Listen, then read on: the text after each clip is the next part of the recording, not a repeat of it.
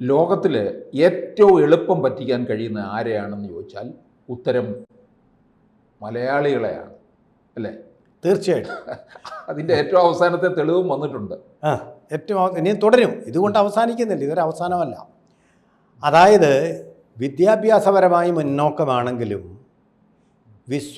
വിശ്വാസശീലതയുടെ കാര്യത്തിൽ, വിശ്വാസശീലത അല്ലെങ്കിൽ ക്രെഡിബിലിറ്റി എന്നുള്ള കാര്യത്തിൽ വളരെ അന്ധവിശ്വാസികളെ പോലെ തന്നെയാണ് കേരളീയർ പെരുമാറുന്നത്.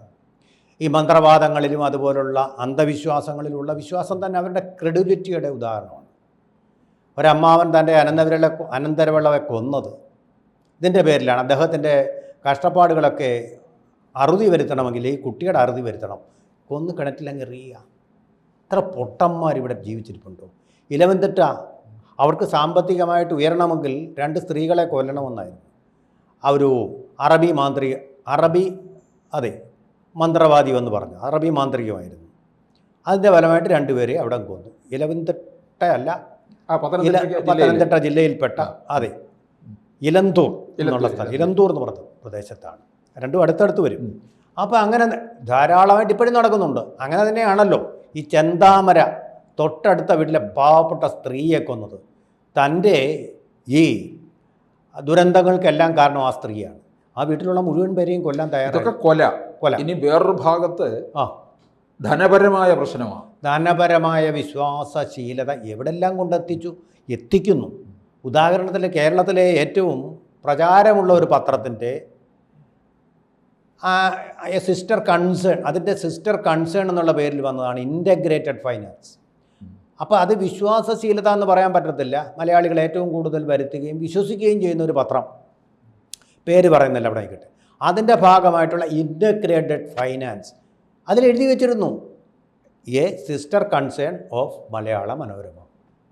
അത് കൊണ്ടൊന്ന് നിക്ഷേപിച്ചു, പറ്റിച്ചിട്ട് അതങ്ങ് പോയി കഴിഞ്ഞപ്പോൾ മലയാള മനോരമ പറഞ്ഞു ഞങ്ങൾക്കിതിൽ ഈ ഏർപ്പാടിലൊരു ബന്ധമില്ല എന്ന് പറയുന്നത് പോലെയാണ് ഇപ്പോൾ ഏറ്റവും ഒടുവിലുള്ള ഈ പാതി വിലയ്ക്ക് സ്കൂട്ടർ എന്നുള്ള ആ സംഭവത്തിൽ അനന്തു കൃഷ്ണൻ എന്ന് പറയുന്ന ആ വിരുദൻ ശംഖു എന്നുള്ള നോവൽ കേരളത്തിലെ ഏറ്റവും പ്രസിദ്ധമായിട്ടുള്ള ഒന്നാണ്. എന്ന് പറയുന്നത് പോലെ ആ വിരുദൻ എത്ര പേരെയാണ് പറ്റിച്ചത്. ഇതിനൊക്കെ ചെന്ന് തല വെച്ച് കൊടുക്കാൻ നാണമില്ലേ? നിങ്ങളിത് പത്രം വായിക്കാറില്ലേ? ആട് തേക്ക് മാഞ്ചിയം, അത് 90. അതിന് മുമ്പ് എത്രയോ ഉമ്മൻചാണ്ടി ഇരുന്ന സമയത്ത് ലാബല്ല ഫൈനാൻസിയേഴ്സ്, ഷാലിമാർ ഫൈനാൻസിയേഴ്സ്, അങ്ങനെ എത്ര സ്ഥാപനങ്ങളാണ്. പിന്നെ 90-കളിലെ അത് വിശദമായിട്ട് പറഞ്ഞാൽ ഇങ്ങനെയാണ്, അല്ലേ? ആട് തേക്ക് മാഞ്ചിയം ഇപ്പോഴുള്ളവർക്ക് അറിയത്തില്ല. അത് പറയുന്നത് നല്ലതാ. കാരണം അന്ന് അവർ വലിയ പരസ്യമൊക്കെയല്ലേ കൊടുത്തിരുന്നത്. വലിയ പരസ്യങ്ങളാണ് കൊടുക്കുന്നത്. നിങ്ങൾ 2000 രൂപ, അന്ന് 2000 5000 ആണെന്ന് തോന്നുന്നു. അന്ന് 5000 എന്ന് പറഞ്ഞാൽ 90-കളിൽ വലിയ തുകയാണ്. അത് നിക്ഷേപിക്കൂ. നിങ്ങൾക്ക് എവിടെയാണ്? കൊടൈക്കനാലോ ഊട്ടിയിലോ അവിടെ വീട് വെച്ച് ആട് വളരും, തേക്ക് നിങ്ങൾക്ക് വേണ്ടി വളരും, മാഞ്ചിയം. അതായത് 1 വർഷം കൊണ്ട് നിങ്ങളുടെ വരുമാനം അതിൻ്റെ 10 ഇരട്ടിയായി. 10 ലക്ഷം 15 ലക്ഷം. 5 വർഷം കഴിയുമ്പോൾ നിങ്ങൾ 5 വർഷമോ 8 വർഷം കഴിയുമ്പോൾ നിങ്ങൾ ഇത് വെട്ടാനായിട്ട് മാത്രം വന്നാൽ മതി. അപ്പോൾ അത് വെട്ടാനും വരണമെന്നില്ല. അതിൻ്റെ തുക ഇത്ര നിങ്ങളുടെ കൈകളിലേക്ക് വരും. അതെ, അത് വെട്ടിച്ചുകൊണ്ട് അവരവരുടെ പത്രങ്ങളിൽ പരസ്യമായിരുന്നു. കോടീശ്വരന്മാരാകാനുള്ള കൊതി കൊണ്ട് പലരും അതിൽ ചെന്ന് നിക്ഷേപിച്ചു. പലരും ആത്മഹത്യ ചെയ്തു. അതുപോലെ തന്നെയായിരുന്നു ലാബല്ല ഫൈനാൻസിയേഴ്സ്. വൻ പലിശ. എനിക്ക് അനുഭവമുണ്ട്. ഞാനും അത് ചേർന്നു. ഞാനന്ന് ഇന്ത്യൻ എക്സ്പ്രസ്സിലാണ്. അപ്പോൾ അവിടെ ചേരുമ്പോൾ കോട്ടയത്തുകാരനായിട്ടുള്ളൊരു ആൾ വന്നു. പാവം, അയാൾക്ക് കമ്മീഷൻ കിട്ടാൻ വേണ്ടിയാണ് പോകുന്നെങ്കിൽ പോട്ടെന്ന് വിചാരിച്ച് ഞാനൊരു 5000 രൂപ, ഞാൻ എൻ്റെ അനുഭവം പറയും, 5000 രൂപ കൊടുത്തു. ലാബല്ല ഫൈനാൻസിയേഴ്സ് കോട്ടയം. അപ്പോൾ ഇയാൾ പറഞ്ഞു പലിശ ഞങ്ങൾ കൃത്യമായിട്ട് തരും. ശരിയാണ്, ഓരോ മാസവും കൊണ്ട് നല്ല തുക പലിശ എൻ്റെ കയ്യിൽ തരും. അപ്പം ഞാൻ വിചാരിച്ചത് കൊള്ളാമല്ലോ, വിശ്വസിക്കാം. ഏതാനും മാസങ്ങൾ കഴിഞ്ഞു, പലിശ അവിടെ ഇരുന്നു, മുതലും കൊണ്ട് അയാൾ മുങ്ങിക്കളഞ്ഞു. അപ്പം ഞാൻ ഇയാളോട് ചോദിച്ചു, ഹരിഹരൻ എന്ന് പറയുന്ന കോട്ടയത്തുകാരൻ ഒരുത്തനാണ്, എനിക്ക് പരിചയമുള്ള സുഹൃത്താണ്. അപ്പോൾ എന്താ ഹരിഹരൻ ഇങ്ങനെയൊക്കെ? അതെനിക്ക് സാറേ ഇതെന്തോ പറയാനാണ്, ഇത് പത്രത്തിലൊക്കെ വാർത്ത വന്നതിൻ്റെ ഫലമായിട്ട് ആളുകളെല്ലാം അവിടെ നിന്ന് പണം അങ്ങ് പിൻവലിച്ചു. ആ പണം പിൻവലിച്ചത് കൊണ്ടിൻ്റെ ഫലമായിട്ട് ഈ ലാബല്ല ഫൈനാൻസിയേഴ്സ് വലിയ ക്രൈസിസിലായി. അതിൻ്റെ ഫലമായിട്ടാണ് ഒന്നും നടക്കാതെ പോകുന്നത് എന്ന് പറഞ്ഞു. പൈസ കിട്ടും, സാറിന് കിട്ടും എന്ന് 2-3 മാസം ഇങ്ങനെ അവതാ പറഞ്ഞു. ഒരു വെളി ഹരിഹരനും അങ്ങ് മുങ്ങി. ഏജൻ്റായിട്ടുള്ള ഹരിഹരനെയും പിന്നെ കാണാതായി. അപ്പോൾ മൊത്തത്തിൽ സ്ഥാപനം അങ്ങ് പൂട്ടി.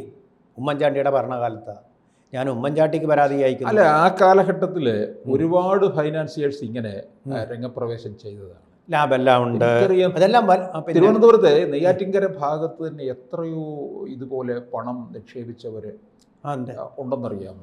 ഇതിൽ പറ്റിയതിനു ശേഷം അവര് ഏതാണ്ട് 8 ലക്ഷം 10 ലക്ഷം ആത്മഹത്യ ചെയ്ത് പലരും അവരുടെ മക്കളെ കെട്ടിക്കാൻ, വീട് വയ്ക്കാൻ, അല്ലെങ്കിൽ മക്കളുടെ പഠനാവശ്യങ്ങൾക്ക് വേണ്ടിയൊക്കെ നിക്ഷേപിച്ചതാണ്. ഇതിനകത്തൊക്കെ വലിയ രാഷ്ട്രീയ ബന്ധം ഉണ്ടായിരുന്നു എന്നുള്ളതാണ്. രാഷ്ട്രീയ ബന്ധം ഉണ്ടായിരുന്നു എന്ന് മാത്രമല്ല, സിനിമാ നിർമ്മാതാക്കളാ. ഈ ഷാലിമാർ ഫൈനാൻസേഴ്സ് എന്ന് പറയുന്നത് സാജൻ സിനിമാ നിർമ്മാതാവായിട്ട് സാജന്റെയാണത്. അപ്പൊ അയാൾ പിന്നെ സാജൻ വലിയ നിർമ്മാതാവല്ല. അതെ, പിന്നെ പാപ്പര എന്ന ഹർജി കൊടുത്തു. എന്താ സംഭവിക്കുന്നത് അറിയാം? ഇവരൊന്നും പാപ്പരായിട്ടില്ല, ബിനാമിയാക്കി, ഭാര്യയുടെ പേരിലാക്കി സ്വത്ത്, തനിക്കൊന്നുമില്ല എന്ന് വരുത്തി തീർത്ത പറ്റിപ്പ, ഞങ്ങളെ പറ്റിപ്പ.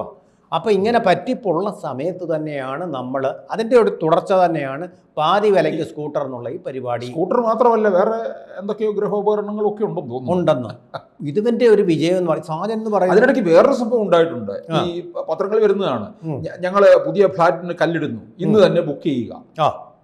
അങ്ങനെ ഫ്ലാറ്റ് കച്ചവടക്കാരന്മാർ ഇറങ്ങിയിരുന്നു. ആളുകൾ ഫ്ലാറ്റായിട്ട് തീരും.